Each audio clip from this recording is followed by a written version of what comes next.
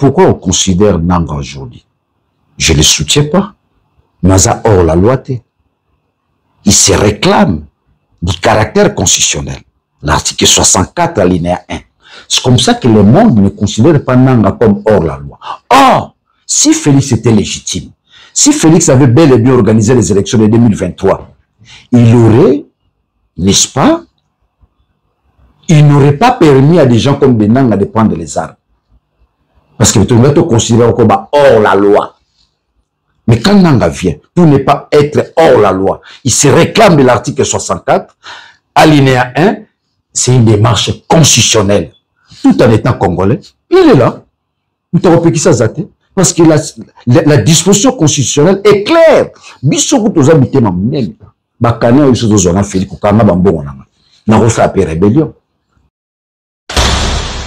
prudent voit le mal de loin. Mais on a un sala. Dans la condamnation, tout qui me souka pour na Félix. Et souka dans une façon. Me souka. Ah bon? Et souka. Pour nini asalani. Mais papa ni soto tolo belawa. Donc il veut monter me souka. Donc on le penga pe na kotika la mayombe kuna moi 7 minutes 8 minutes ngape na bandi rebellion. Mais ozotala. Te me yo monter me souka nango. Makila batu. Voilà. Mais souka la bananga. Maintenant on me souka te. Me souka. Non mais yo monter na je passe monter mananga souka. Pour nini? Baboto lié bakare minye na ye. Ah monter ce qu'on a ngabo de bitumba ye moko. Eh bitumba yo ka se place comme aswa bisonyoso. L'homme prudent voit le mal de loin. Yo luka kare minye zaki anange koma nani. Oyo rara. Chibango, Mutombo, Mukendi, Kalala, Mwamba. Donc Nanga Sigoyo a fait pour aboto. Oui, on tombe à Makamboana. Au même moment. Il y a comme ceux qui s'abattent. Il y a une guerre. Bon, aujourd'hui, c'est une guerre. Soit à conquérir comme on me guerre comme une révolution. Là, c'est une définition purement sociologique. Je suis de la sociologie politique. Ça dit que lorsque les rebelles arrivent à conquérir une partie, il est toujours rebelle. Mais le jour où il va conquérir tous les territoires, il devient révolutionnaire. Le cas de Mouzé Laurent Désiré Kabila. L'homme prudent voit le mal de loin. Tolier Bango. Chers amis, bienvenue sur Tolo de la vie officielle. Voilà. Bisso, Toza, encore ici à Kinshasa. Là-bas, Nicolo, bon, nous avons mingi. Awa. Parce que base, bien, faut là. Pour appeler à la base. Grande équipe à Tolo de la vie, merci à vous. Tant que mon vidéo, il faut partager en gros, partager pour les autres. Si vous abonnez, abonne-toi, c'est gratuit. Ma belle Azoa Kinshasa na Goyamba, honorable Daniel Safou. Fayela yamba pour te sora pour ma cambeza moi belé. Bilo bata Tolo de la vie boninga bomona boninga boyo kapé. Awa, et je vous signale déjà que tu as besoin de mon mingi avant de lever la vie pour avoir sa source. Honorable, bonjour. Bonjour, mon frère. Bonnie. Malam. C'est pas gros là. Bon, malam ou pas modestie, hein, mais sinon ça ne va pas. Ça ne va pas. Bon, disons ça va bien, juste c'est pas modestie. Mais si on gratte, ça ne va pas. Moi, c'est du là. Si on gratte, moi, ça ne va pas. Ça ne va pas sonner. Non, le pays ne va pas bien. Le pays en voie de disparaître. Le pays en voie de disparaître. Bissoumo peut nous envoyer disparaître. Alors, si on ne prête pas beaucoup d'attention, celui qui tient Maël était tout réfléchir vraiment comme bateau. Bana Bissoumo, on a Congo, la configuration des allélotes. Donc, nous devons nous battre pour la génération future à Congo. Donc, le pays est en danger. Bateau bien, la poto Bazaraki, Baokai Passi, tant Bakangakio. Au sein combien de temps place aux Alaki? Non, pratiquement plus de 2 mois. Hein? Plus de 2 mois. Plus de 2 mois. Pour le et ça, là, moi, pas si pour un révolutionnaire, pour le Bela, Nabimaki, parce qu'ils m'ont, en échange, à Robi Manangaï. Sur on dit, Mamba Constitution, Robi Misayo, sur Tiki Opposition, Robi Misayo, et j'ai tout accepté. Vu la souffrance, on a obligé d'endima. Maintenant, on a bimé, on a eu traitement, on a eu bien, on a eu l'emballé à Toyate. On a changé la main. Parce qu'on peut séparer Daniel Safoutena idéal. Mon idéal est simple. Ou balandanga avec beaucoup d'attention, la réappropriation de la nation. Ma Colombo Kabazo Zamboka na bango. Aussi longtemps na commune na place on a été, je continuerai ma lutte jusqu'à ce que Congolais au comprendre mboko ezaye, il faut s'accaparer nango. Asala na oya lingi. Félix Tshisekedi il a eu le pouvoir au deuxième mandat naie, na sur mandat liboso. Okoyeb sangate ka salarié. Merci pour cette question. Les Alibako, hein, ce que j'appelle la doctrine des combats. À Jésus Kende, vous avez appelé Toroti Kelavale qui l'a mis sur le but. C'est un chantier, là, c'est signé déjà, ça, bientôt on va publier ça. Mais à chaque combat, il y a l'idéologie, ce qu'on appelle l'idéologie du combat. Les Alibako, nous avons Makambo, ils ont mis ma réflexion à Sika. Parce que les Congolais, notamment nous de l'opposition, faut réfléchir 20 ans après Congo Lobé Zalandé. Ce sont ce genre de réflexion tout ça aussi quoi. Félix est allé aux élections en 2018, le premier mandat de l'escroquerie, parce que c'est ce mandat-là qui a engendré les monstres.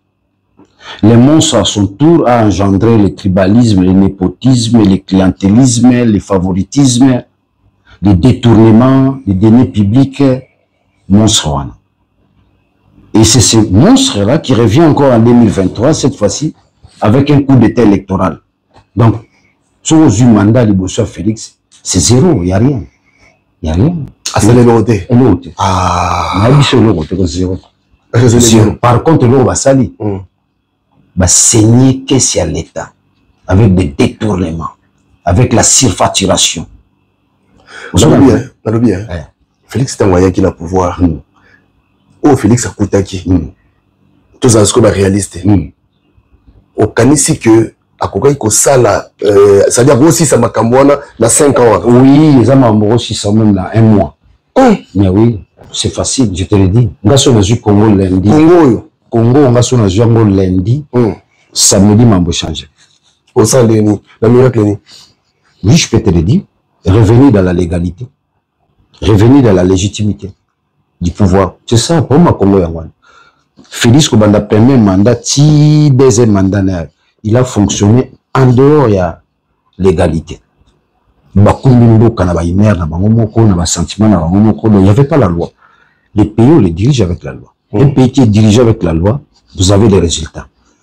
La loi dans le travail, la loi dans tous les secteurs de la vie. Parce que la loi, ils allaient règles du jeu. Et lorsque vous n'avez plus la règle du jeu, il ne faut pas s'attendre aux résultats. Il ne faut pas s'attendre aux résultats, il faut s'attendre à tout ce qui est négatif. Oui, comme dit Félix Lelo, il n'y a pas la loi. Félix a dirigé Mboka, s'il faut utiliser les termes, en gangsterisme. On dirige le Congo comme un bien privé. Il est planaé, papa Tikelae, Vietien, Avakufa, Fachi, Mouna Azokufa, Zoa Congo. Ça, là, non, le Congo, c'est un bien commun. Ils ont Félix, ils ont Anga, ils ont Ayo, ils ont Bissounos, ils ont même Yabano, Bazala Maboubou. Je te raconte une histoire. Ben, au Somba, ben, au influencé Koko Langa Tekalupan. C'est juste une parcelle à coin. Position moi bien. Des parcelles commerciales. Kokonanga, qui s'appelle aussi Daniel Saf, à Oyeb Sabatouana. Moi, j'ai eu l'occasion de entretien. Il me préparait déjà. Ah oui, n'a pas été que la bine. Mais bakolo le pam, bazana mabou. Yabana basio moni. Tant ba roya lobby, ba roboto la bine le pango. Donc c'est-à-dire qu'il y a encore des Congolais qui sont dans les ventres des mamans. Qui sont dans le ventre de nos jeunes filles, qui sont dans le ventre de nos sœurs. Au nom de Moni Batonate, ils possèdent les Congo. Alors, faut tous aller na moi l'immédiat, tant qu'on va pêcher au Congo, au Kamba. C'est-à-dire que au Kamba destiné à battre, vie à battre. Quand vous êtes d'accord, tu n'as fait que c'est la dictature, Félix c'est ça la tyrannie. Un dictateur grand. De mon dada. Grand dictateur. Ndo moni Biami Dada, ndo moni Basekou Touré, ndo moni Mobutu, non moni dictateur miné na Félix Azabon. Il faut sentir au lobby les logs qui m'a beleti on s'installer au bien je me suis donné ça vraiment raison Félix Azabon dictateur le va rendre tia lumbe koti boite moi va redoser mon mais sinon il se comporte il s'installe en tant que dictateur il y a Osakanate tant autonomie bakanga qui ont des lobby mais ce sont des arrestations arbitraire, ça n'a rien à voir, il n'y a pas une infraction, il y a quoi? Kanga et Tchèque, on a poison le baming. Et surtout que nous sommes détenteurs à plusieurs vérités. Nous aujourd'hui, état de siège au Félix Sacha. Là-bas, il tourne dans le Nord Kivu. Mais c'est du vol. On détourner l'argent destiné à l'armée. Dans la commission de défense et sécurité. Dans un journaliste enquêteur. Je suis façonné par mon métier. Un métier dans cette banée belé. Mais je me retrouve maintenant dans les sérails politiques. Non, mais nous, enquête. Nous avons des détenteurs, il y a des informations. Nous avons je suis le premier politique à dénoncer. Semaine touristique dans loi là-bas. Je dis, mais je constate que tous les carrés miniers sont occupés par la famille présidentielle. Ça m'a coûté injure, menace, intimidation. Mais on continue le combat. Donc, Félix est un dictateur. Observe bien la société, tu verras que nous sommes une société. Quand on avait dit que moi, on a bimezate embouteillage. Et ça m'a signe. Il y a manque à gouvernance. Il y a crise à gouvernance. Et ça m'a signe que le pays n'est plus dirigé. T'as l'embouteillage. Mais quand vous avez parlé de Bagango, quand vous avez encore la sur l'indépendant parlement, je fais du bon travail au parlement. Il y a la commission défense et sécurité. Et il y a plus de secret défense. J'ai apporté ma touche. Il y a la programmation. Bien que c'est un projet, ça venait du gouvernement. Mais nous, en tant que député, comme expert, on a apporté notre touche. En dehors de ça, j'ai fait beaucoup de choses au Parlement. Et j'ai amélioré la qualité du débat. Souvent, on a plénière, à chaque fois que Daniel prenait la parole, c'était une intervention pertinente. Parce qu'en fait, les députés Zabilo Bibale, légiférer n'a contrôlé. Lorsque les députés apportent la loi, en fait, il est porté de la loi, mais dans les enjeux et le jeu de l'intelligence, chaque député apporte. Sauf que la loi au Parlement, la majorité, tu trouveras les amendements de Daniel Saf. C'est lui qui conçoit la loi. Et c'est lui qui amende. Mais je crois que c'est lui qui apporte. Il est aussi utile. Et puis au Congo, il ne faut pas réduire le travail du député. Oh, il y a ça la loi Nini. Je fais beaucoup de choses. Je fais toutes les zones de défense. Rappelez-vous le phénomène Minembwe. J'étais là. Parce que tout moi puis tout le monde tu vas nous déplacer le débat. Il y a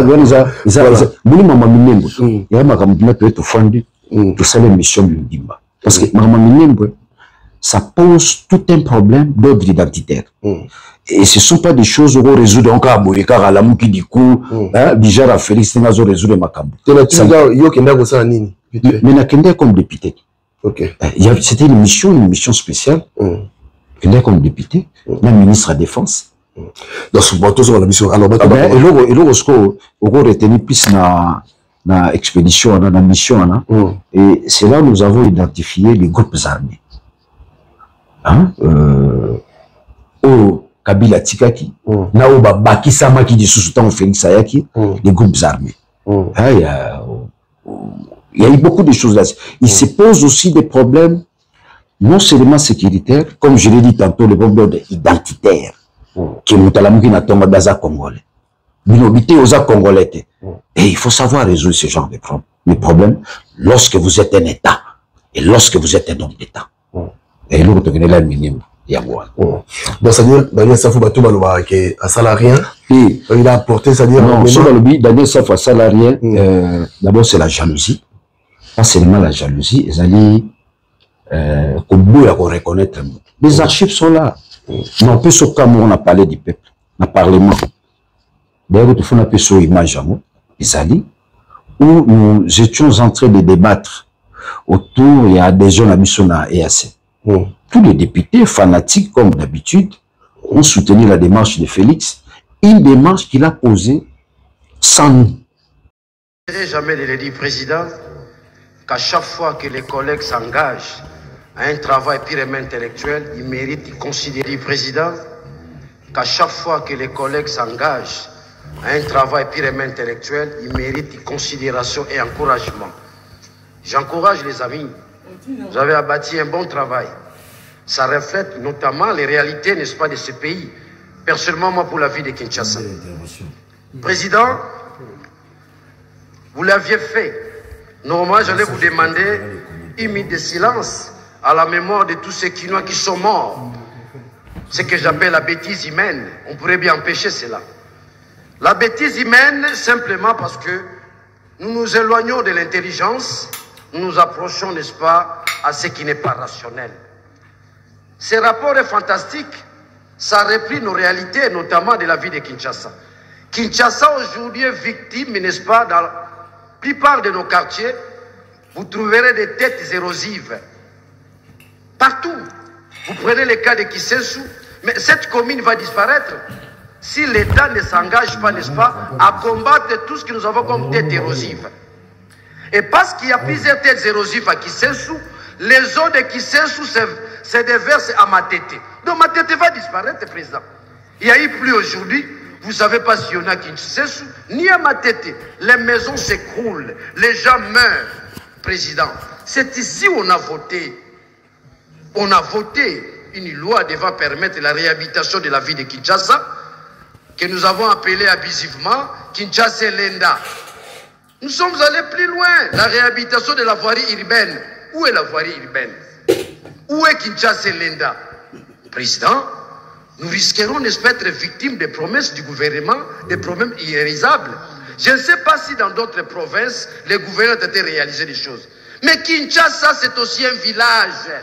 Au même pied d'égalité que Bandundu, Nord Kivu, partout Kinshasa. C'est un village inacceptable. Et quand il y a pluie, nous n'avons pas de routes secondaires. Nous n'en avons pas. Nous n'en avons pas. On ne sait pas si un jour le gouvernement peut nous aider pour dire où est passé l'argent qu'on a décaissé juste pour aménager les routes de la ville de Kinshasa. Président, il y a un aspect important. Les richissimes sont allés construire les égouts. Les Belges, quand ils ont construit cette ville, ils ont prévu la canalisation d'eau et les égouts. Mais vous verrez ici à Kinshasa, il y a des gens qui défient même l'État ici dans cette ville. Un individu défie l'État, il construit sa maison, il y a les égouts.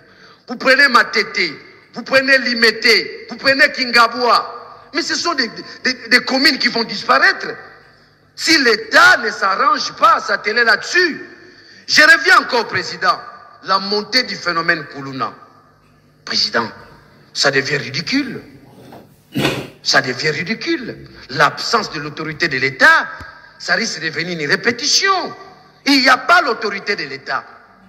Nos mamans ne savent plus aller à la messe matinale. Vers 6h, 5h, les Koulouna sont aux environs. Ils sont prêts à déchirer nos mamans, à déchirer nos sœurs. Et même nous-mêmes, députés, à un moment donné, oui, nous allons en campagne, devons demander à nos concitoyens, n'est-ce pas, d'aller se faire enrôler. Mais nous sommes victimes du phénomène Koulouna. Où est l'autorité de l'État? Où est ce Meseka Songo qui totalise aujourd'hui 20 ans à la police nationale? Il devient chef du village. 20 ans, c'est 30 ans, il est toujours la générale de la police nationale. On ne sait pas l'imiter ou quoi. Rien ne marche à ce qui concerne la sécurité de la vie de Kinshasa. Le phénomène Koulouna. Président, un aspect important, la santé. Sans la santé, nous sommes appelés à mourir comme des mouches. Les hôpitaux de proximité, qui sait si en voie de disparaître par les érosions. Un hôpital de référence que les Belges nous ont laissé. Parce que les pouvoirs qui se sont succédés, aucun pouvoir n'a pensé construire un hôpital. Oui, Kabila l'a fait avec cinquantenaire, mais ça ne tient pas. Aucun pouvoir n'a pensé construire des hôpitaux de proximité. Vous avez l'hôpital de référence de Kisensu. Vous avez l'hôpital de référence de Lemba, de Bumbu. Ces hôpitaux-là n'existent plus. Donc nous ne pensons pas à nos concitoyens. Nous acceptons que les gens puissent mourir bêtement. L'hôpital de référence de Kisensu, qui est l'unique hôpital, n'est-ce pas, dans cet environnement-là. Président, j'aimerais conclure pour deux choses. La première chose, l'absence des hôpitaux dans cette ville. Si à Kinshasa, nous n'avons pas d'hôpitaux de proximité, et à l'intérieur. Deuxième élément, l'insécurité. Comment on n'arrive pas à maîtriser le phénomène Koulouna? Ça frise quoi? Ça frise l'absence de l'autorité d'État. Là où il n'y a pas l'autorité de l'État, il n'y a pas de démocratie. Là où il n'y a pas de démocratie, les élections poseront toujours problème. J'ai dit, je vous remercie. Merci. Tant à poser acte à côté, nakata EAC, nda baroya na ngosko na parlement pour na bisoto ratifier. D'abord, la démarche. Ils ont bien été. De deux, j'ai pris la parole, j'ai dit ceci. N'acceptons pas cette adhésion. Nous pointons les Rwandais du doigt. Mais l'Ouganda aussi, c'est un ennemi qui se cache, qui refuse de se dévoiler. Bawolo Langai, le majoritaire Félix. Nasuka, il y aura conclusion Langai. Imagine Zali. Tôt ou tard, vous me donnerez raison. Nous n'avons pas raison. Nous n'avons pas raison. Nous avons une image où j'ai plaidé sur l'infrastructure quinoise. Où les gens défient même l'État. Akatongi benanda kulikola begu. Maele kanarawana. Tant moins ba inondation na Kinshasa d'année ça va poser ces problèmes. Image zali là ça on apparaît dans pardon. Image zali. Au monde nous avons plaidé sur la mauvaise construction à Kinshasa. Ils ont une image à Ram. Il n'y a pas un député à tellement l'aperçoit pour nous reclouer ministre à propos de Ram. Donc, j'ai fait un grand travail. Ce qui fait que Daniel Safou a continué à maintenir le leadership. Mais contrairement à nos frères qui sont en face de nous, qui possèdent 3 armes redoutables, c'est-à-dire mes frères de l'IDPS, 3 armes redoutables: mensonge, injure, intimidation. Le tout se résume en un mot: manipulation. Souvent, on va manipuler. Dans ma conception, jamais je ne mené vie mon beau-fils à Ram. Et comme la maman Olemba. Et à l'âge, n'a combat la bondi ou intimidé ngaïté. Na âge n'a pas manipulé ngaïté. Donc nous sommes des gens où il mutaro la mbana tong abo il ne mérite na yo. Abo il mérite non. Na opé so image ou le kisango. D'accord. L'image est belée na opé sa yo. Il n'y a pas de souci. De toute façon, j'ai beaucoup travaillé. Beaucoup travaillé parce que j'avais tout intérêt de travailler directement parce que biso comme une bête ba repère la démocratie. Ah ya banda ko loba loba. A comme na parlement zo salamine. J'ai abattu un grand travail au parlement. Sur la loi sur l'agriculture, la loi qu'on a adoptée sur l'agriculture. Les archives sont là. Parmi les amendements retenus, Daniel Saf. Paul Ayo, est-ce que le Parlement Nabiso, et ça a fait quelque chose? Non, Parlement, ça a quelque chose. Mais on a ambition. Les députés. Est-ce que ça l'a rappelé? Il y a une ambition. Les députés ont 2 missions principales. Pour légiférer, non contrôler. Il n'a jamais les contrôles. Il n'a jamais les contrôles parlementaires. C'est ce que j'appelle la confiscation du pouvoir. Bon, était au service de Félix. Contrôle parlementaire et salamaté. Ce qui fait que tous ces ministres qui sont devenus millionnaires, d'ailleurs là-dessus, tout en étant députés, bah pourtant la plainte. Dans cette interview, tous ces ministres sont devenus millionnaires. Même celui de la pêche et l'élevage, pas ironie. Le ministre de la pêche et l'élevage a pourtant la plainte, il est allé saisir la Cour de cassation. Donc on a connu des choses, des menaces, des intimidations, on a tenu les coups. Mais selon la évolution, tu vois, on a 500, je te prends les cas. Pendant la période Covid-19, on a sélectionné 200 députés en lieu et place de 500. Et Daniel Saf se retrouve parmi les 200. Et on a bâti un travail, il y a 500 personnes, nous sommes que sélectionné à 200, on a bâti un beau travail. Sur la image des alliés. C'est ça, Mandana. Mandana, ça se passe par on a 600. On a remis député, Koko Nangaï. Nous, il y a papa Nangaï. Il était aveugle, donc Koko Nangaï.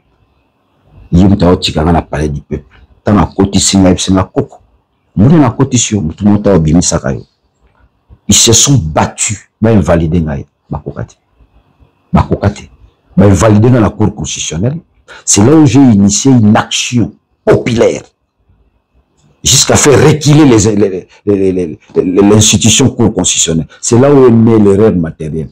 Nazo minda, bitoko, nenda ola dans le Parlement. Mais j'ai préparé la manière de lutter, ce que j'appelle la doctrine du combat. Mais j'ai obtenu gain de cause par la lutte. Nassimi Mundu quitté, l'ichetité, naïe, n'a envahi le Cour constitutionnel avec une masse, ce que j'appelle la révolution populaire. Et toujours qu'il n'y ait pas de révolution. J'ai obtenu gain de cause, Bazoumi Sana député, naïe l'Assemblée nationale. Félix s'est battu. Félix appelle ça Odoma Longola député. Ah bon? Ils m'ont convoqué à la commission. Je n'ai commis aucune infraction. Nous avons dénoncé le tribalisme. Sans infraction. Ils m'ont retenu mes émoluments de 8 mois. Tout en étant député. On a 6 mandats dans la terre pour toucher mandat dans la terre. On a la chance que si on a député, on a soulevé ma quinoa. Ah oui, j'avais la possibilité. Au moins, na Kinshasa, sur la ligne, je peux réussir le soulèvement populaire. Oui, c'est ce que j'appelle la révolution populaire. Parce que, aux gens, on a qui ça, la sondage.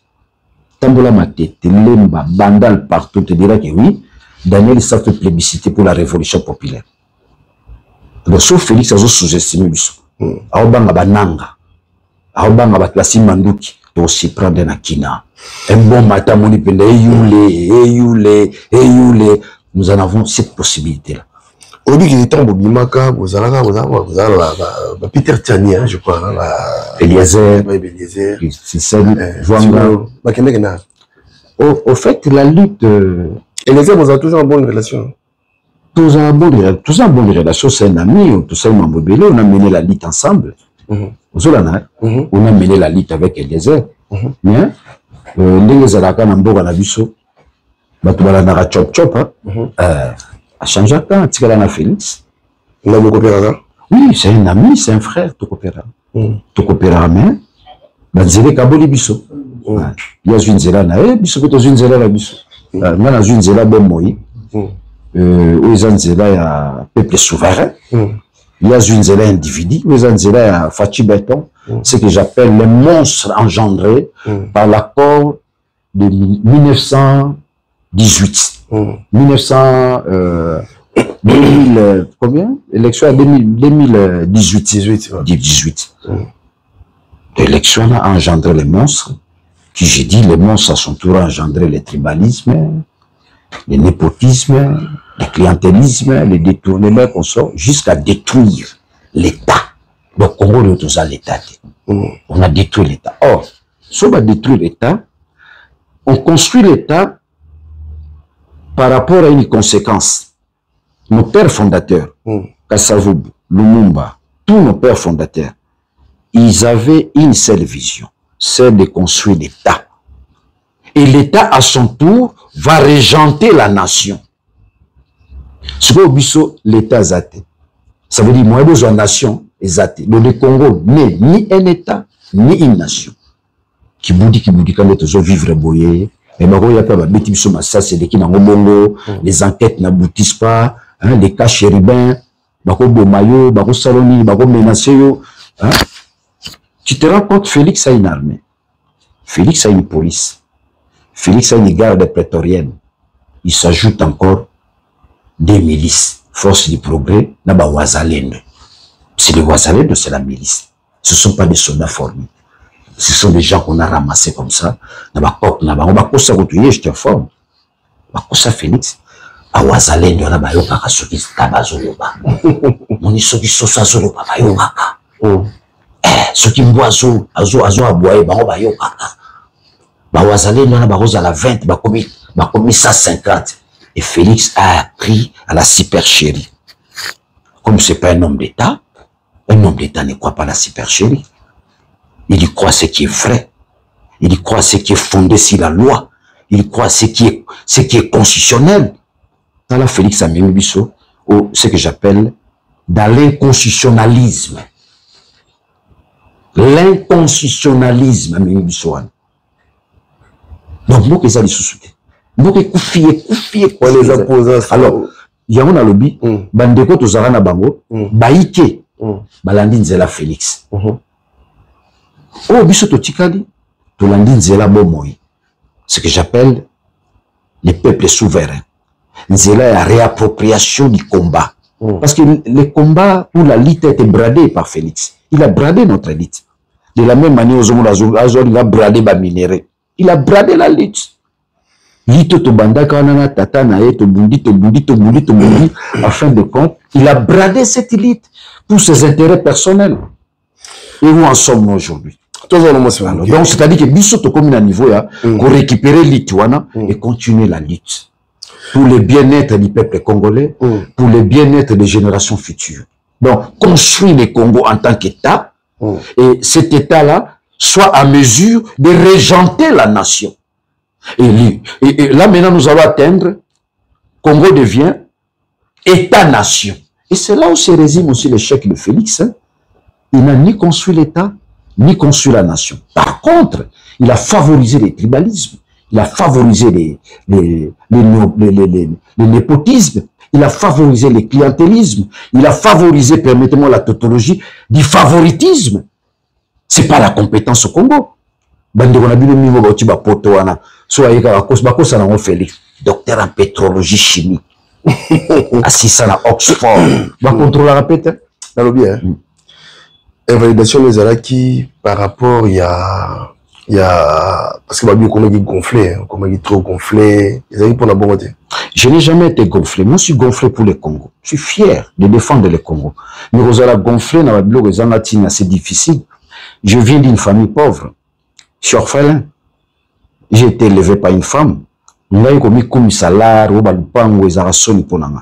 Ceux qui m'ont vu grandir, c'est-à-dire que je suis la symbolique de cette révolution populaire. Donc, avec mon intelligence, je me suis imposé dans la société. Je n'ai jamais gonflé.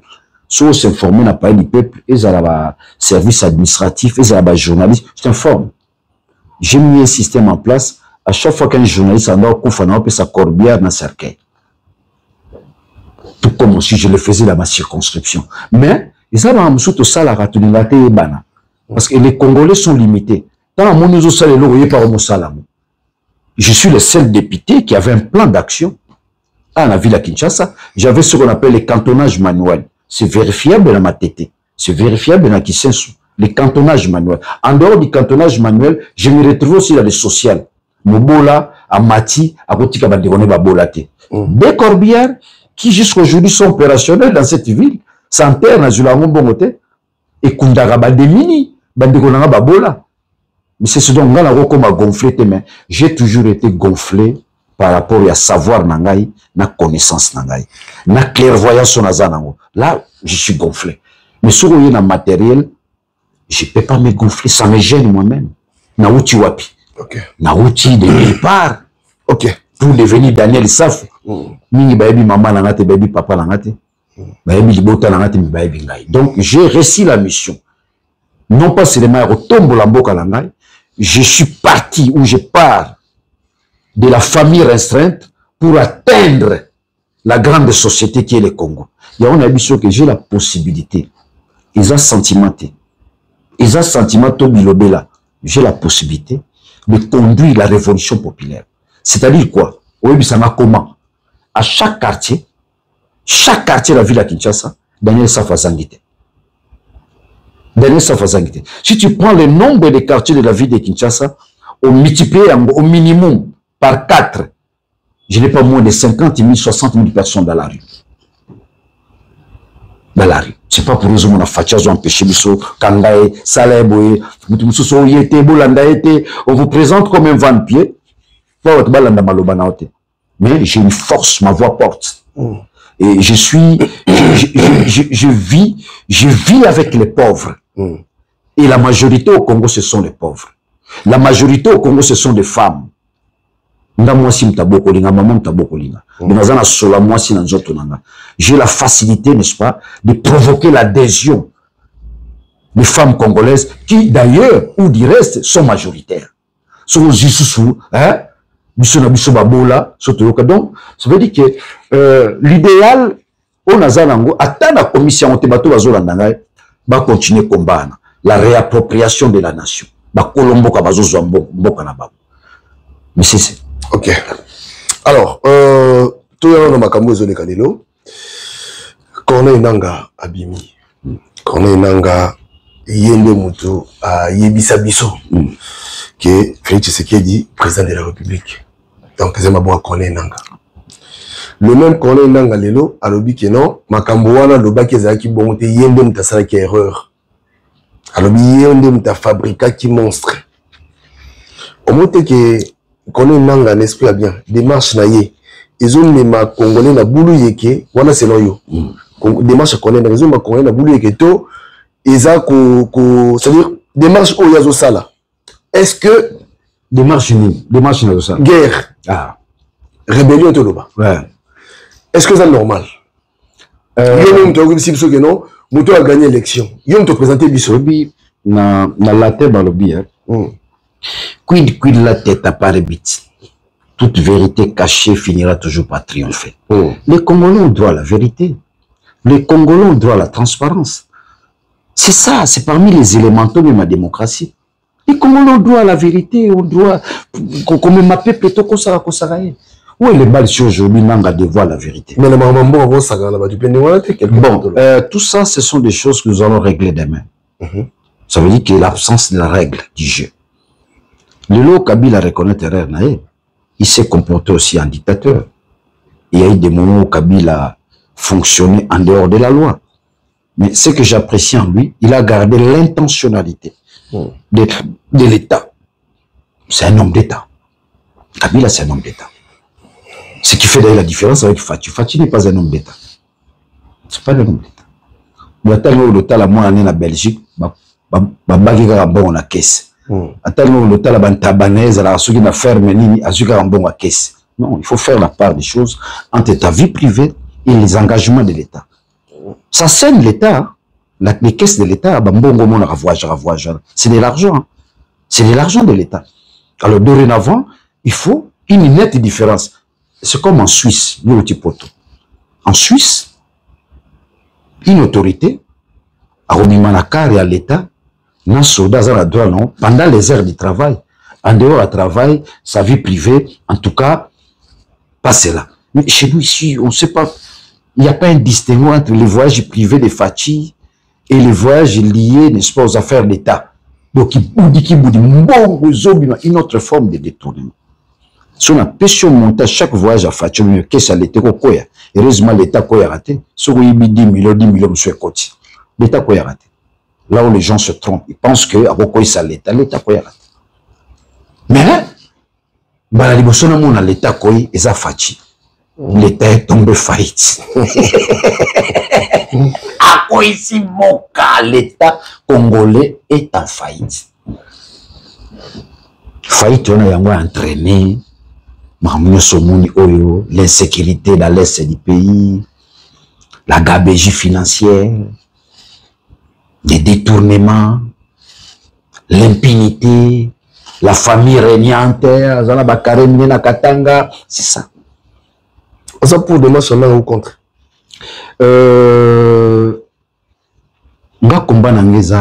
La lutte non armée. Donc au départ déjà, je suis contre pour celui qui prend les armes. Parce que la vie humaine est sacrée. Mais là où maintenant Nanga me rejoint, l'article 64, alinéa 1, il y a Constitution. Parce que Nanga se réclame aussi de l'article 64, alinéa 1. C'est là où on se retrouve dans ce sommet pyramide, dans la Nanga. Daniel, qui mène un combat, une élite non armée, et Nanga qui mène une ligne armée, mais toujours réclamer le Romoko. L'article 64, alinéa 1. Vous avez enquêté aux Zamboke comme Yayo. Vous avez bien ayoté. Yona Bamasa, non. Parce que dans ce pays, ça, je vais te choquer. En 2023, il n'y a pas eu élection. 2023. Les monstres engendrés en 2018, qui se retrouvent aux affaires, ils refusent d'organiser les élections. Ils organisent un coup d'état électoral. Donc, Balakisa qui y a un Bango, 1,3 milliard de dollars et bima pour l'organisation des élections. Balia yango, élection salamate. Élection 7 jours, les raté. Élection montée, les arabes machine, les arabes quoi batou, à tel enseigne, il a eu à sanctionner les gens. 81. Au 8 ans, il y a un parquet général, la cour de cassation. C'est une preuve exacte. Donc, ils avaient projeté une telle démarche juste pour nous tromper Batou. Il n'y a pas eu élection. Il y a eu un coup d'état électoral. Je vous dis, là, Atabaïna Mindio qui n'a char, Daniel, 2023. Élection Salamité, Salamagité. Sur le B Salamagité, Bazo Bombado na Bachar. Dans la élection et Salamagité, il y avait un coup d'état électoral dans Kangemisu. C'est une vérité ou un problème ou Kamamaka Félix Nanzoto ou Ekolongwa Kati. Ekolongwa Kati. Pour les Longwa, il faut dire Balimbo Katofanda. Ce pays n'appartient pas à Fachi. Non, ce pays n'appartient pas à la famille Tshisekedi. Ce pays appartient aux Congolais. Aux Congolais. Congo Dietu, Congo Diantotila, Congo Dia Kimbangu, Congo Dia Mbumba Philippe, Congo Dia Mulele, Congo Dia Kasavubu, Congo Dia Mulula, Lumumba. Ça fait chiter. Dans Makambo de Soutoro, Botani, ça dit Nanga, Makamulae et Bandit Tango, les candidats pour changer la constitution. Pourquoi on considère Nanga aujourd'hui? Je ne le soutiens pas. Naza hors la loi. Il se réclame du caractère constitutionnel. L'article 64, alinéa 1. C'est comme ça que le monde ne considère pas Nanga comme hors la loi. Or, si Félix était légitime, si Félix avait bel et bien organisé les élections de 2023, il aurait, n'est-ce pas, il n'aurait pas permis à des gens comme des Nanga de prendre les armes. Parce que tout le monde considère comme hors la loi. Mais quand Nanga vient, pour ne pas être hors la loi, il se réclame de l'article 64, alinéa 1, c'est une démarche constitutionnelle. Tout en étant congolais, il est là. Parce que la disposition constitutionnelle est claire.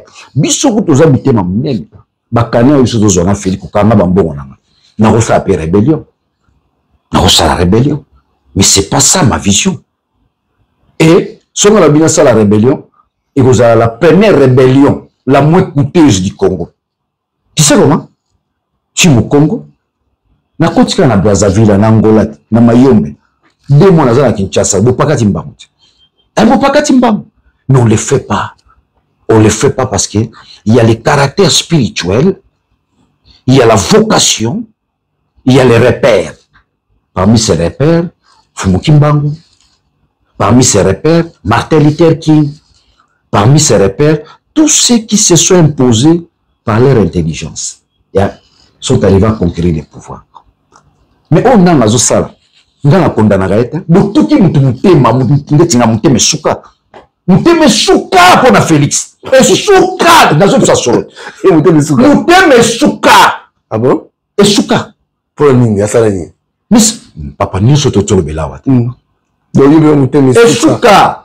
Donc on ne peut pas na kotika la mayombe kuna moi 7 minduki 8 minduki ngape na bandi rebellion. Mais ozotala. Mais yo mouter mo souka nango. Makila batu. Mais souka banang. Maintenant on mo souka te. Mouter me souka. Non mais yo mouter na je passe mouter manang souka. Pour ni.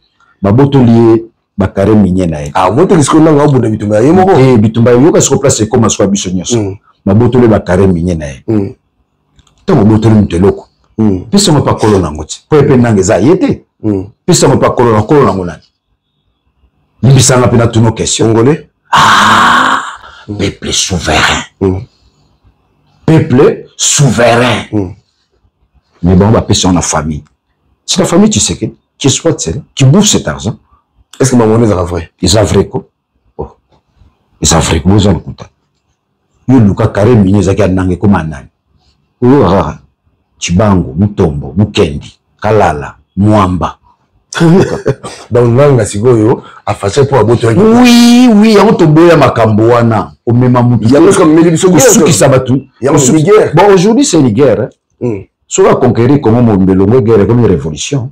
Là, c'est une définition purement sociologique. Je suis de la sociologie politique. Ça dit que lorsque les rebelles arrivent à conquérir une partie, il est toujours rebelle. Mais le jour où il va conquérir tous les territoires, il devient révolutionnaire. Le cas de Mouzé Laurent Désiré Kabila. Quand il était encore vers Massissi, on le considérait rebelle. Mais quand il a conquis le Congo dans son ensemble, Laurent Désiré Kabila, révolutionnaire. Ça veut dire que ceux qui sont avec nous, ils doivent être prudents. Il faut pas qu'ils aient une mission. Sinon, on arrive à conquérir tout, ça devient une révolution. Et la révolution efface tout. Même Bissot va Daniel Batutu va effacer Bissot. Ils vont mener leurs lois. Parce qu'ils sont des révolutionnaires. Ils vont imposer leurs idées. Mais saisissez. Alors, dis-moi, c'est un rebelle. On aura besoin de voter que Makambango, là, tout ça, ça dit tout ça, réaliste. Au moins, quand c'est le rôle des qui démarche, le Félix, il faut pas changer la constitution et tout et tout. Quand c'est le temps, mais tant que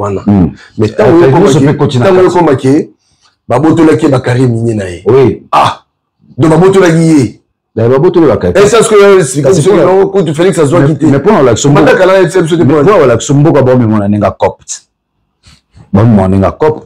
n'y a pas un Bakary Mine. On a moto à Botoli. Non, ba Botoli. Ba moto barande. Mon timba nanzuzi. Timba nanzuzi. Pas yo Botoli moto. Ok? Au PC on a dit Botano ba gérant. De famille n'enginda. Au PC on a famille na. Donc tout ça, à Nemo, c'est qu'on peut tirer comme leçon. Tout kamite ma baninga te. Kono ko la baninga na hote. O bazabi kela moloko la yo. Izate na moi ngongo ozu pouvoir wana omikoma yonde. Fachi Béton. Yoga mutu kombo Béton. Tito Batokoli na Kinshasa. Yoga mutu kombo Béton. Na mutu apesa kombo na je crois pas qu'il est intelligent. Kelo ne bota na Béton. Na Béton. Muni na Béton. Oui, na sens on venait la Kisoto. So muni na Béton. Kelo ne bota na Béton za ba parasite. No matiti mo lo balia la ngopeti so lia mo kufi. Et ba parasite bota mo lo matiti et linga la Béton. Donc le béton ne produit rien. Le béton est irrationnel. Le béton n'a pas le cerveau. Le béton n'a pas l'intelligence. Le béton, c'est quelque chose qui ne change pas. Il n'y a rien de dynamique dans le béton. Au Moutoufa, c'est la dynamique. Si on a bien arrêté, Fachi Bilam, on est toujours se retrouver. Si on a bien arrêté, Fachi Béton. Quand je mon nire me pèse mignon. Me flatter, mani. Vous comprenez pas là? Bon, bah, pèse comme boana. Il y a béton. Donc, tout le monde. Donc, en fait, Gabriel Marcel a l'objet. L'autre, c'est une valeur. L'autre, c'est mon miroir. Je me découvre à travers l'autre. Moutou. Obiso Babantou, les Moutou, les Ntou. Tant que vous avez un baninga no bat, baninga no bat basani, ba olingelo boule. Ba kokangote. Kanaï, Nkona, Kanaï, Kaka. Qui? Celui-là qui va m'interdire. Yo, entreprise n'a pas. Mboka na yo, ko ya yo moko privé, ko ba tike la yo. Qui va t'interdire? C'est le peuple souverain. Un président de la République qui parle en harmonie avec la Constitution. Si le président de la République, en dehors de la Constitution, il devient dangereux. Il faut l'arrêter. Donc, il y a Félix, c'était quoi? Teko, oh, boni, papa, non. Lamba liako, ngayo monangati. Nazana Félix, c'était. Boni, na bien kekele banine. Bien Weston, nana likol. Il y a Félix, c'était. Yéteo. Fakende. Aokende. La bien, pour ou contre le changement de la Constitution? Pour, parce que quoi, l'image, hein? Voilà, l'image na kumba epin, na kumba. Pour ou contre? Non. On a une constitution même si on va retoucher la constitution, qui vient avec le fédéralisme. Mais dans la constitution du 18 février 2006, il y a le mot se dégagera le vrai débat au Congo, surtout les fédéralistes et les unitaristes. Le monde était unitariste. Kassavou était fédéraliste. Mais la constitution du 18 février 2006 réunit tous les deux. Les unitaristes, fédéralistes, c'est une très bonne constitution. Mais constitution, commission président. Au PTP serment la constitution. Au Lamouki il faut changer la constitution. ailleurs bakobenga dictateur tyran yango Félix Ngosa amona bilo alukuta article 217 de fandi tabiso ngenda ba classe moi je suis universitaire si on a fait nous expliquer article 217 mais comment on comprendre le président va comprendre si on explique article 217 mon maman même quand tu dis que non constitution ba sala ngona ba paya lukuta je livre en bata pour mieux comprendre la constitution de la RDC page 17 Mbata, professeur d'université, il reconnaît que c'est la meilleure constitution. Et cette constitution a été élaborée par les Congolais. Mais tant Félix Azolobake, constitution va ça là on a pas Mbata kangi paiement. Manque à neutralité scientifique. Hein? Oui, de Golanga Lobaka, secrétaire général à SID, Devos. Ça la réflexion on a séparé. Je le salue là, il est les portraits d'un intellectuel pauvre. Boutamaye les mêmes kate. De soit mouni dendon. Ou pesara dendon alia. Les portraits d'un intellectuel pauvre. C'est ce qui se passe au Congo. L'intellectuel congolais vend son intelligence moyennant par rapport au problème du ventre. Mais tu dois associer l'itina libumute. Faut tu associer l'itina mutu. Mais au moins, le cerveau batebele et que dans libumu. Batebele au moins libumu, non a cerveau exact et côté libumu. Ah bon? On est venu à Jean-Pierre Bemba. Oh. Cerveau que au moins libumu, dans un cas libumu, chopote na cerveau peut quitter la carte. Jean-Pierre Bemba. Oui oui. On doit travailler dur, il travaille hein. Il travaille dur hein, franchement. Baï moto. Baï moto. Bangala wa benge bo baï moto. Bubala solo. Muni viana nga lelo na dimate ya bima CPI. Na un moment on dirait muto ba bimisa CPI ya muto mususu. C'est sensé. Parce que oya kotaka CPI wana aki Jean-Pierre Bemba qui réfléchissait. Le Jean-Pierre Lelo le directeur parlementaire de Boana IBPS Azoloba. So Jean-Pierre Azoloba. So Jean-Pierre Azoloba. So kangi misu. On dirait Kabuya. So fongoli. Oh, Bemba. So Bemba Zoloboka. Kabila Tata na ye, Azarwande, Mama na ye, est-ce que so kangi misu? Et mozo monde Kabuya, le régime Muniere, le parlementaire Lebu, mais so fongoli, oh Mbemba. Nazo bundela mboka te, abundela mboka te. Mbemba bundela jamais mboka, bundela intérêt na yo. Ah bon? Mbemba alors koso ala ko leka biso nyonso. Jean-Pierre Bemba. Oui. Ngam na zo biso na uti na ba institution. Alors koso ya kusala. Ilo zo bo mafia na ngwana. Abomi partir. N'habitez parti, on a voté combien? Si on a voté, non, ML, c'est n'a voté, mais. On a voté, mais ça, c'est beaucoup. Du mot leader, puis nous, alors, les corbeaux et les renards. Les corbeaux et les renards. Au Viazosal. Et au footer. Ah bon? Il y a un ministre de transport, mais dans ça, la campagne, il y a recruté, vous avez tu peux savoir à travers votre mission. Quand vous avez armé, vous avez mis ça. Il y a une formation. Il y a un casernement. Il y a une logistique. Quand vous avez recruté, pour vous former, c'est ça le casernement. Papa nanga, je vois caméra na Kenya kankokol. Oyoka mawa. Et si kaba soda na biso balalaka. Au moins ndako à 4 chambres. Chaque chambre c'est pour une famille. Le bana balala na salon, c'est comme Boutou. Papa na balala na chambre. Il y a ma famille n'y a sur toi balala na salon. Et vous recrutez les gens comme il s'appelle. Plus de 60 000 recrutés. Non, t'habites bateau. Bakoti bondokyo to bonyama. Mais commencez d'abord par construire. Les casernements, en fait, ce sont des cas militaires. Il faut construire ce qu'on a logé banane. Oui, na kisasa kena fiki, comme un cas militaire. Basolo balala on. Fiki ana lembaraka, ça vous coûte rien parce que là on ne peut pas obtenir la démocratie sans la presse. Et la presse congolaise c'est une presse paresseuse. Alors mais moi je ça comment faut beaucoup makabotala. Nous sommes dans une aventure inacceptable. Donc vous allez nous associer au Tonga armée. Combien de camps militaires Félix Ajotonga? Nous aurons quitté bana batu place ba la base exacte. Place ba fan des athées. On appelle ça les casernements. On a flash à bouquet, mais on va le battre. Il faut tika, par exemple, na qui bounde mou kouruba qui est na soupe jusqu'à ce que le peuple va se fâcher contre le peuple. Ça, c'est musique à passer là-bas. Vous soutenez pas Wazalendo? Mais vous soutenez jamais Wazalendo. Oh. Il y a une bichoté. La plus grosse bêtise. Les Nations Unies, dans un des rapports, il dit ceci. Il y a les FDLR, il y a les Wazalendo. Qui ne doivent pas faire partie de l'armée. La banquette, c'est vraiment une chose monique. Parce que Rwanda, argument des ennemis, FDLR, Bazan Bokuna, Bazo tenté d'attaquer Nakoto. Et le pouvoir de Kinshasa collabore avec les FDLR. Qui dirait c'est Bazan ennemi Nangaï. Et les groupes armés, les Bawazalendo, Bazo formation, on se retrouve dans l'armée. C'est une escroquerie, c'est du vol. Des milliers d'argent est destiné. Oh, surtout une bonne Yannick. Oh, bon, Bawazalé. Bawazalé, nous bazara combien? Combien? Ils sont combien?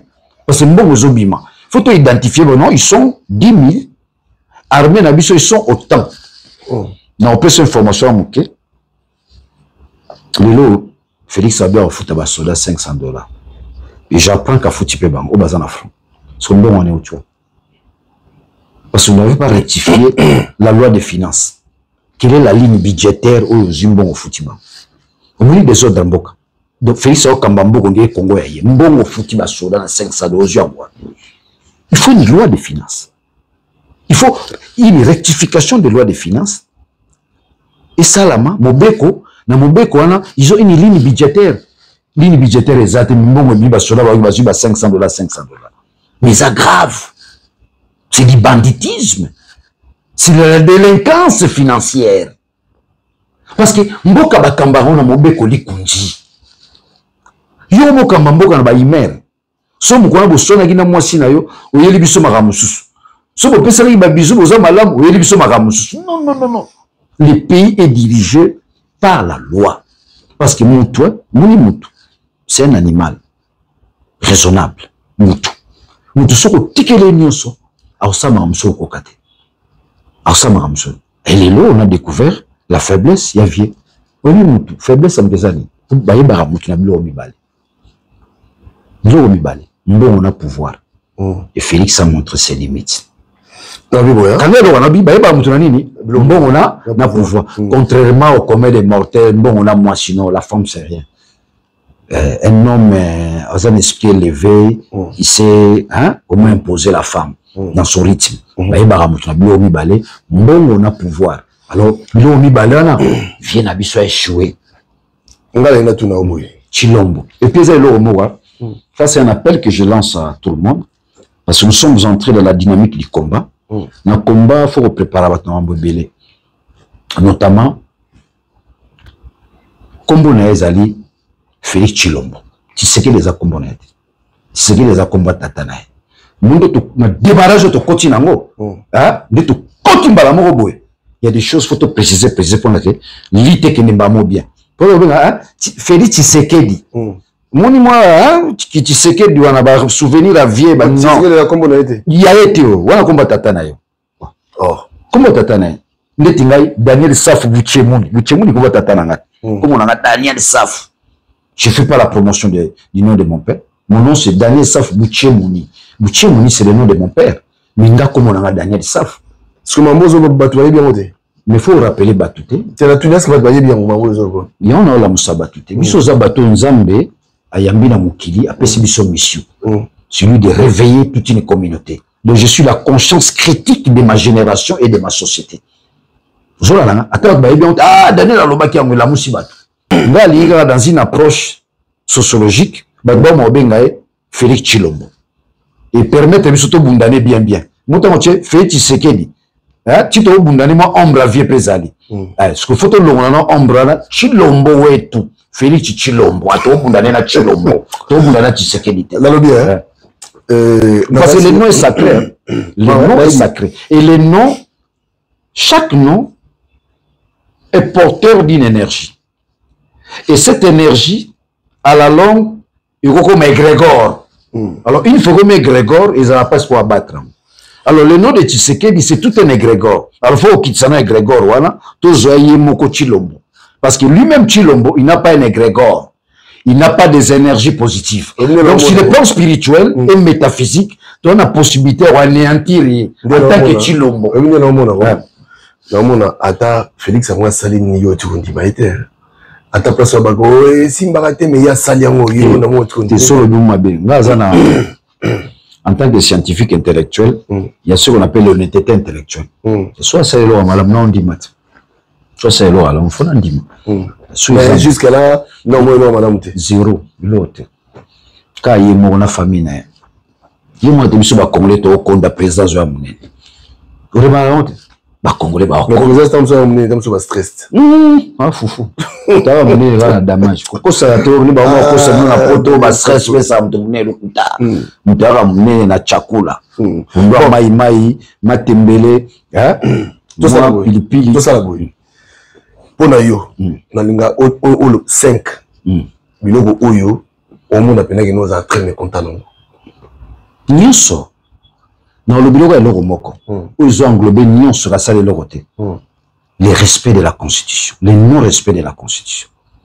Il ne travaille pas dans la légalité. Il est hors la loi, hors la légalité. Hors la légalité. L'arrestation, bazo kangabiso, bazo ibabambongo. Est-ce que vous avez déjà appris il y a la punité, il y a l'impunité. L'impunité au sommet de l'État. Yibanayo, ntarokamba zate. Sur yoki masolo ba beta bato na Félix Wan. Masanga na 6 millions. Ah, on a 6 millions 500. On a 8 millions. Ils sont autant là-bas. Il y a un conseil qui 3 000 ou 4 000 conseils. C'est normal. Et ces conseils-là vous conseillent très mal encore. Nous allons lire bon à l'État. Donc il n'y a rien. Donc, Félix a échoué. Il a échoué à construire l'État. L'État. Il y a un facile, hein. Mais biso le bito déjà et ça facile tout na européen oui tout na ils ont battu ça qui député te continue to la qui si qu'on peut travailler je suis entré l'appareil du peuple comme opposant na bimi comme opposant nous sommes dit le koso n'ena comme on a fait tout na ba masala ba Eliezer ba kendani balanda lo chochote batika lit batika combat lo ba comment hein ba Sankara Félix. Tu comprends? Et là, choisi sa voie. Donc, au moment échec à mon tour, bah, image éthique là. Et éthique là, des générations attendent notre koufi. Mais bateau va hôtel à la génération future, ils doivent retenir quelque chose. Qu'est-ce qu'ils doivent retenir? Quand il dit Félix a échoué, il a échoué en quoi? Il a échoué à construire l'État. Il a échoué en quoi? Il a échoué dans la légalité même, l'applicabilité, n'est-ce pas, de la loi. Hors la loi. Hors la loi. Et ensuite, il a échoué. Pourquoi? Il n'a pas construit la nation. Dans une nation, il se réclame. Nga Muluba, Nga Mukongo, Nga Mutetela, Nga Zamuyanzi. Ce qu'on yoki discours, voilà, ça veut dire que la nation est dissoutée. Et ce discours est commis, véhiculé davantage dans le régime Afachi. Donc, ça veut dire que le régime Afachi peut détruire même l'héritage de Mobutu, qui est limité. On se disait, Bissozaba Zaïrois. Quand quelqu'un se dit Bissozaba Zaïrois, ça veut dire que vous entrez dans la phase où vous êtes une nation. Vous comme une nation. Mais si vous avez dit, ah, Ngaza Muluba Chilenge, ah, Ngaza Mukongo, Ngaza Muyombe, ah, Ngaza Mbunza, ça veut dire que vous détruisez une nation. Chacun a commis ça. Il y a mon président, il y a un Moukwantambolo. Il y a un Moukwantambolo, village naï. Combo ya village na yango ba mobenga Mukwantombo la zone di mapé ah oui Mukwantombolo bozola nana ye moko président ke na mboka na ye mashama meno ya on a biso ke lorsque vous komi na Bastille wana mashama meno Mukwantombolo ngaza mukongo onga na zaboye vous détruisez la nation. Ça veut dire la nation n'existe pas. Vous existez comme ba affirmation hein tribalo-ethnique. Rencontre na Paul Kagame. Apparemment comme si maman les a filtré hein, Timido tozé batté. Ezaki benani. Nous avons journaliste, faut beaucoup y bâti. Félix Asenga Bakutalanaï. Ah bon? Oui, Félix Asenga pour un 7 bits, Soki, Kagame, en gros, Singa na batulé qui lui appelle les pantins, va arrêter avancement là-bas. Parce qu'aujourd'hui, Nanga a la possibilité d'avancer vers Kisangani, aussi il a la possibilité d'avancer vers Katanga, parce qu'il se retrouve à Kamanyola. Il a 2 pas de Kalemi. Il a 2 pas, pardon, de Uvira.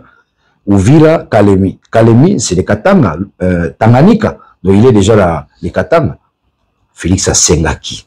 Donc Félix a reconnu que son armée n'est pas à mesure de gagner la guerre, ni de faire face. C'est la 5e Royana Kagame. Donc il a faiblesse. Oui, faiblesse quoi. Avec des chèques qui coûtent. Faiblesse coûte moi et le mois. Non, mais parce qu'Aboyi Makine Tanga.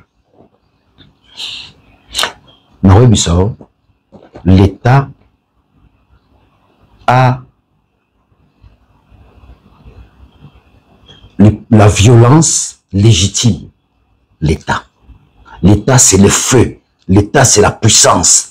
En relation internationale, il y a ce qu'on appelle la réciprocité. Rappelez-vous à l'époque, Laurent Désiré Kabila. Laurent Désiré Kabila, ça soutient. Ça soutient, il a répliqué. C'est ça, le droit international. La réciprocité. Tant que c'est qu'il y a que des choses. Soit tu n'as pas les moyens pour faire la guerre, soit tu es complice. Mais soit tu fais ses complices, soit tu n'as pas les moyens pour faire la guerre. Et pour faire la guerre, il faut avoir une armée dissuasive. Et une armée dissuasive, c'est cette armée-là où on trouve la formation, le casernement, la logistique. Pas seulement ça. Il se dégage encore 3 éléments. Les renseignements militaires, les opérations militaires, la logistique. Dans mon armée Nabiso, ils battent retraite. Ça veut dire qu'ils ont perdu les renseignements militaires. Les opérations militaires sur le terrain, automatiquement, ils vont poser toujours problème. Donc c'est une armée en débandade. C'est une armée qu'on doit reconstituer. Mais pas pendant cette période de guerre. Ça veut dire que l'échec est là. Donc bientôt remaniement. État libisotin. Lambalia, Lambalia, position Yozui. Qui peut me contredire de changer la constitution? Qui, moi? Continue à lire, moi. Tu ne feras pas 100 ans. Tu ne feras pas autant d'années. Donc, comme à la place où on s'est bloqué. Il est bloqué aujourd'hui. La constitution est claire. La constitution parle de la majorité. Celui qui a la majorité dirige. La minorité se constitue en opposition. En contrepoids. Ce que yo, au niveau de la constitution, opposition, la gouvernement d'union nationale. Lorsque tu fais un tel appel, cela sous-entend quoi? Il y a une crise de gouvernance. Il y a une crise de gouvernance. Il s'ajoute encore une crise politique. Tout ce qu'on dit dans le coup d'état électoral à Salaki. Donc les gars est bloqué. Nous sommes pour le dialogue. Nous ne sommes pas contre le dialogue. Mais un dialogue rationnel, structuré, discipliné. On ne peut retrouver ce dialogue auprès de nos prélats.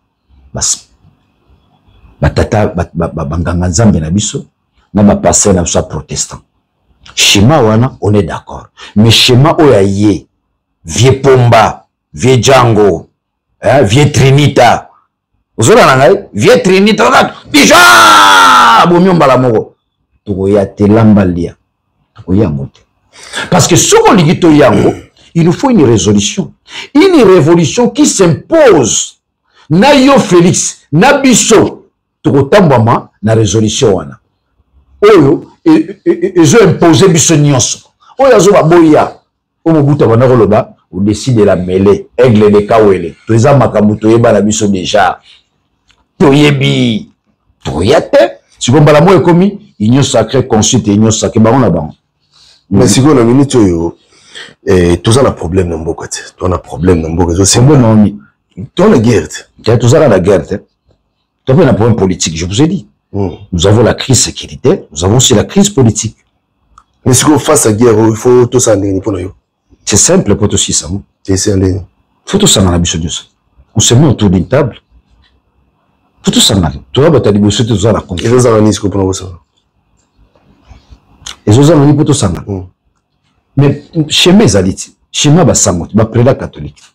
Mais avec Nabiso Semko, on a des protestants.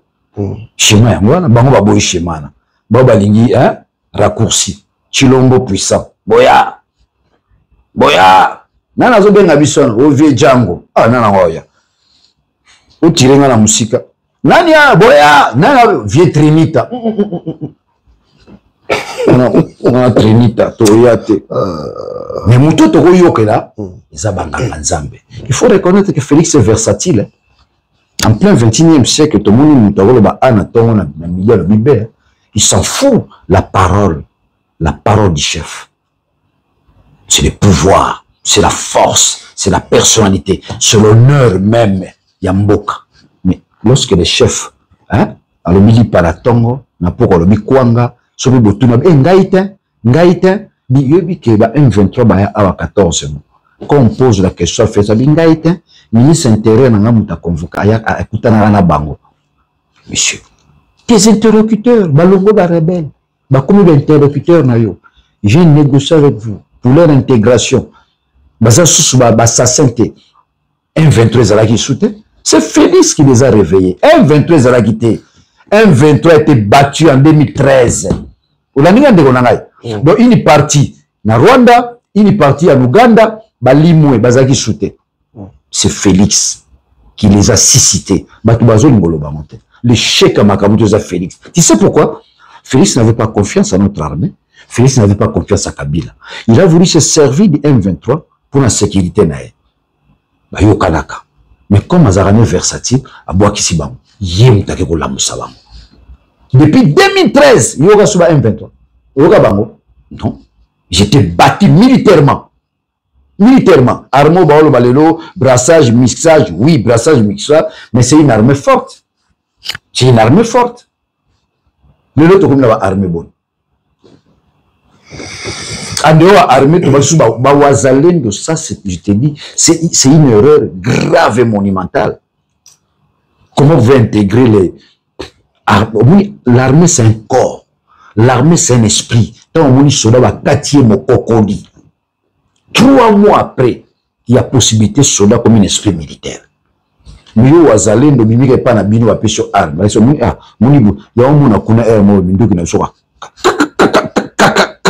pour Wazalendo na bossa na moto. Pour balakisa. Kuna baninga biso mona. Ça se passe là-bas. Tantôt bazo se retrouver armes et munitions, l'inadéquation. L'issation les a mundo qui wana te. Mais les militaires formés à yebi azo charger les munitions n'avaient pas tcheka. Et l'État Wazalendo là kaka balakisa kete amushakiana amuchekeliza anapuna anani pour le gars la Kiswahili kuna. Comment un président de la République, le commandant de l'armée, qui peut accepter la civile va contre l'armée non? C'est le yomobomi armée non? Abalisi sur la force du progrès. La milice n'est na Kinshasa. Bah au côté la mission de ça les missions. Vous comprenez? Donc à un certain degré, ce qui se passe, oui, les gens meurent,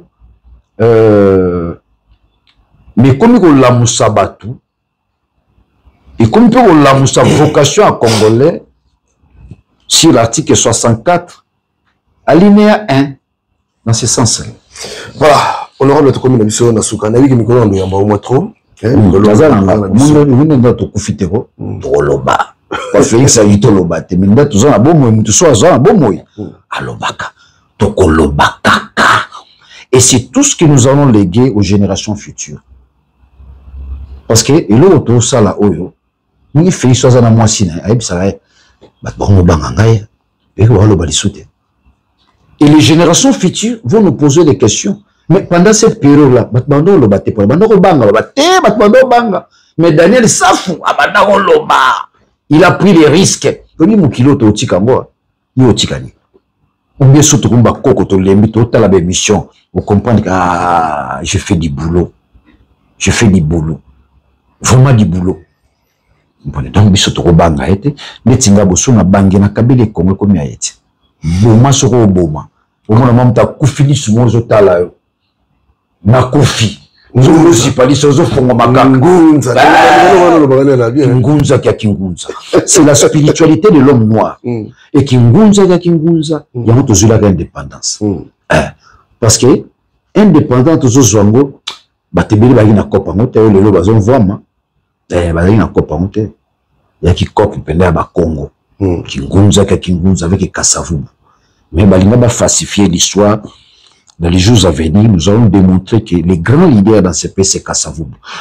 Non, c'est la révélation de mon émission. Mais que le monde qui est membre parti libéraux belge. Le parti libéral belge. Les libéraux belges. Le monde qui est membre. Et Kasavubu, chaque fois, comment toi, nous sommes en train de lutter contre ces gens et toi, tu évolues dans leur parti. Kasavubu le disait. Ça, on ne le dit pas. Mais Kasavubu est le seul intact. Kasavubu est le seul leader à avoir déclaré l'indépendance. Yarokoma. Document écrit. Soit discours, il devient bourgmestre à la commune à Dendal, l'actuel Kasavubu. Soit discours, mais il avait déjà une projection. Les lois, fédéralisme et fédéralisme. Qui est le père du fédéralisme? C'est Kasavubu. On a voulu falsifier l'histoire. Sauf aux indépendances. Mais c'est le 4 janvier. Le 4 janvier, c'est Kasavubu qui s'élève. Na Kingoto l'Antoine. Mais, tout ça, la mission, il y a que Bongisa histoire va falsifier. Comme ça, le monde trop grand que Kasavubu. Non, non, non, non. Kasavubu était grand. Kasavubu déjà, Aïbaki John Locke. Kasavubu Aïbaki Hegel. Kasavubu Aïbaki Emmanuel Kant et Lumumba ne connaissaient pas encore tous ces gens-là. Donc Kasavubu, c'était un homme d'État. Il avait déjà de la notion de l'État pour avoir lu John Locke, Emmanuel Kant, tous ces gens-là. C'était un philosophe formé dans la grande séminaire à Kabwa. Mais Lumumba était autodidacte. Mon autodidacte a relé comme Tamaël Ndengeni. Nous va falsifier l'histoire. Ah, Lumumba. Non, Kasavubu d'abord. Il est plus que Lumumba. Et surtout la via le monde mara mususu le monde que ils ont berrer mususu ba au Kasavubu salate tant bazozo visa ba des conférences d'Accra organisées par Kwame Nkrumah. Kwame Nkrumah a demandé où est Kasavubu. Il avait besoin de quoi Kasavubu. Et puis les gens se posaient des questions, mais pour comment Kwame Nkrumah est Kasavubu? Le vrai leader, le grand leader, c'est lui. Mais là, on est sur la lobby, pour mettre pour la fédération fictive. En un mot, que les gens doivent retenir les monstres engendrés par les élections de 2018. Ces monstres-là, à son tour, engendré le tribalisme, le népotisme, le clientélisme, les détournements. Les détournements. Alors, les mêmes monstres, les mêmes monstres, en 2023, a organisé un coup d'état électoral. Et ce coup d'état électoral a engendré une Awa. Alors, ma Congolais va retenir le Congo. Tout ce qui est comme échec au Congo, ça n'a rien à voir avec la guerre. Tout ce qui a comme échec aujourd'hui, ça n'a rien à voir avec Kabila. C'est Félix Tshisekedi qui est le responsable numéro 1. Et ce sont des échecs où il y a commettre de manière individuelle et personnelle. Donc ceux qui l'ont pointé les doigts, il s'appelle Chilombo. Il s'appelle Chilombo. C'est lui, l'auteur. Atabatuba Fingi, Atabatuba Lobby, nous disons, je tiens mordicus l'échec du Congo actuel, que le Congo est tombé faillite. Responsable, on s'appelle Félix Chilombo. Ce n'est ni Kagame, ni Kabila, ni la Constitution. C'est dangereux, c'est ridicule pour Nabiso. C'est là où je vais chuter. C'est ridicule, je devais avoir la carte d'Afrique dans la Kisongo. Ma seule expérience, on a Rwanda. Devant les grands Congo. Mais vous voyez, mon point on a vers voilà. C'est ça le Rwanda. Ah, papa, c'est vrai ça. C'est une honte pour les grands Congo. Tous les Canada médias, Rwanda nous attaque, au ministre de Affaires étrangères accueilli, va condamner Rwanda. Non, c'est ça, les niveaux les plus bas et intellectuels congolais. Donc ça veut dire que l'élite congolaise n'existe plus. Nous n'avons aucune intelligence où le bissolé, tous en armée à Mounedi, devant nous permettre de tous se défendre contre la velléité expansionniste. C'est pas nous, non, ça nous déconstruit une armée dissuasive, une armée professionnelle. C'est là où il devrait commencer. Et bien, Bandana. Et bien, Bandana. Fala banana armée. Il y a banana saut des moutons. Tala niveau, saut des moutons, puis il y a yiba programme à 100 jours. Il y a yiba. Et à la longue, vous serez surpris. On va vous démontrer que Cameroun n'est rien pour ça. Bah, utiliser la vieux jour à Bima prison, ben aïe, les tigènes, il y en a koufa. Il y en a koufa. C'est-à-dire qu'on l'a utilisé juste pour masquer les choses, comme c'est un homme d'État.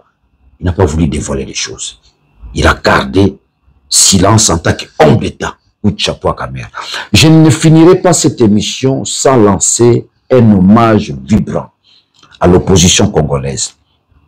Depuis 60 à nos jours, l'opposition a toujours été l'objet du débauchage. Pour la première fois, l'opposition fait bloc. Donc, je rends hommage à Moïse Katumbi, à Fayulu, à Matata Ponyo, à Sesanga, à Kabila. Na moment aux autres traversés, où nous nous sommes dit on doit faire bloc face au monstre Chilombo.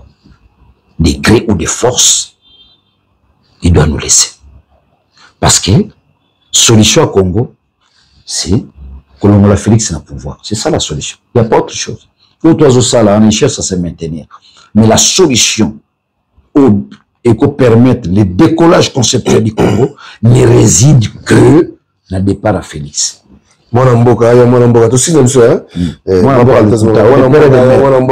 Manipulation. Mwanamboka, mtemo à Bégo, les Ghana belges coloniser biso.